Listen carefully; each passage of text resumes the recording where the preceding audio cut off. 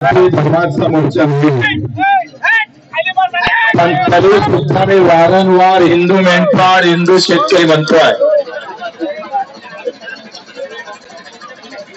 कारण काही लोक धर्माच्या नावानं बाटून हक्काची लढाई मागं पाडतात आणि जे धर्माच्या नावानं बाटून हक्काची लढाई आमची मागं पाडत असन तो आज लट लेके आया, कल और कुछ लेके आएंगे। तुम्ही आम्हाला पाठवत असाल जाती धर्माच्या नावानं, कधी नाऱ्याच्या नावानं जर आम्ही तुम्ही आम्हाला वेगळे करत असाल, एका इकडे मेंढपाळ मरतो, दुसऱ्या इकडे शेतकरी मरतो, तिसऱ्या इकडे आम्ही पाहतो मच्छीमार आमचा भोई समाज मरतो, काम करणारा जगत कुठं? अरे ज्या मुंबई दिल्लीमध्ये मोठ्या मोठ्या बिल्डिंगा बनतात त्या बिल्डिंगवर आमचा कष्ट करणारा काम करणारा मजूर त्या बिल्डिंग बांधत असतो, लक्षात ठेव। कोई बिल्डर की ताकत नहीं 14 मजली पार करके काम करेगा करके, ये तो हमारे मजदूर की ताकत है जो 14 मजले बिछा कर काम करता है और वहां मजूरी मेहनत करके मजूर कमाता है। या देशात तोच मरता है, तोच मरता है। आम्हाला सांगायचंय तुम्ही मेंढपाळ घ्या, मेंढर घ्या, म्हशी घ्या, गाई घ्या, मग काय करा? मेंढर घेतल्या, गाई घेतल्या, बकऱ्या घेतल्या, कोंबड्या घेतल्या, कलेक्टरले द्या ना 2-3 साल।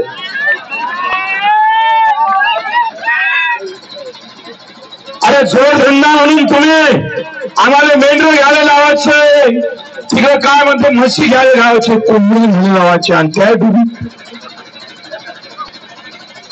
इथे चाराने जागा नाहीये, वाघ येते, मेंढर इकडे आणू नका। वाघाच्या नावानं तुम्हाला आमचं चांग भलं करत असाल तर आम्ही तुमचं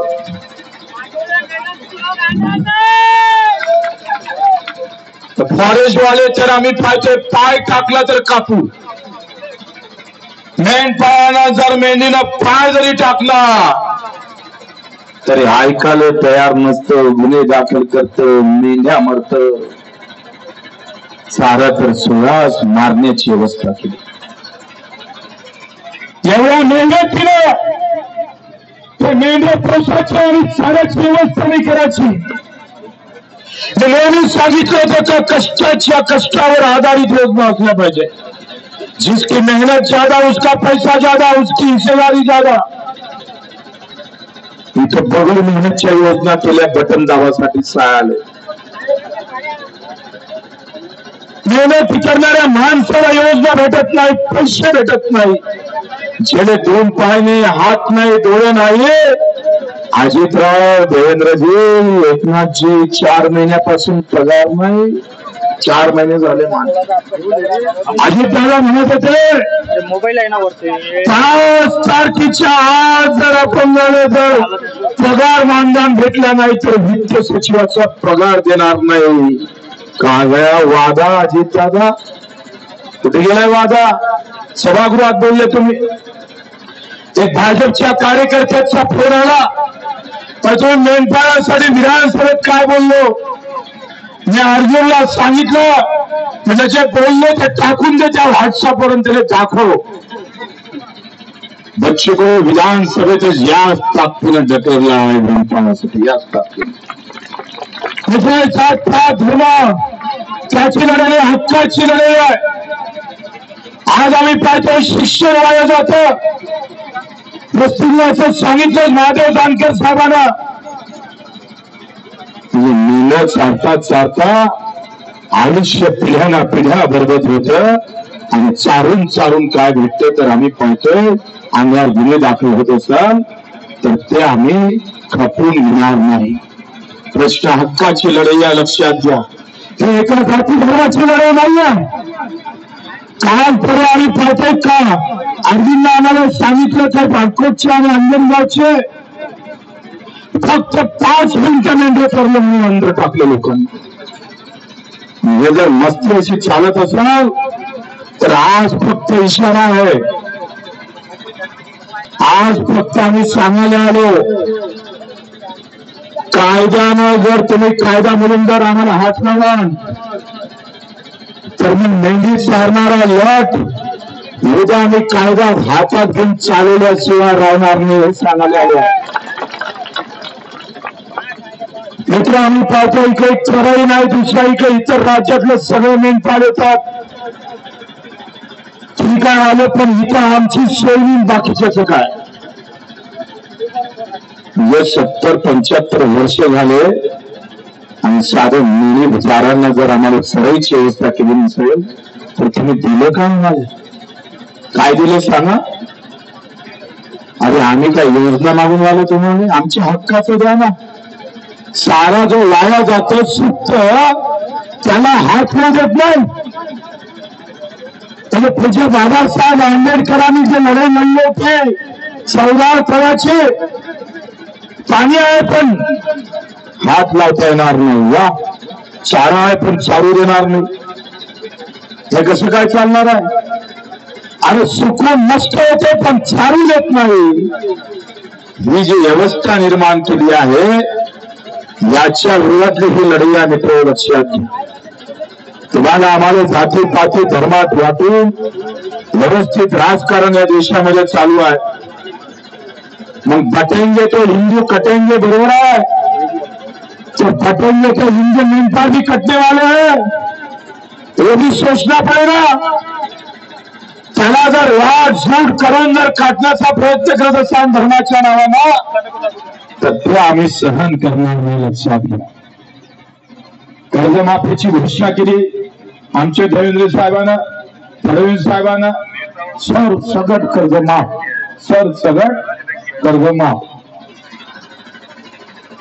आता 2 महिने झाले महादेवराव फडणवीस साहेब गायब. आता जानेवारी फेब्रुवारी मार्च आता जर कर्ज फेडलं नाही, भरलं नाही आणि 31 मार्चच्या आत भरलं नाही तर 60% व्याज माफी भेटणार नाही.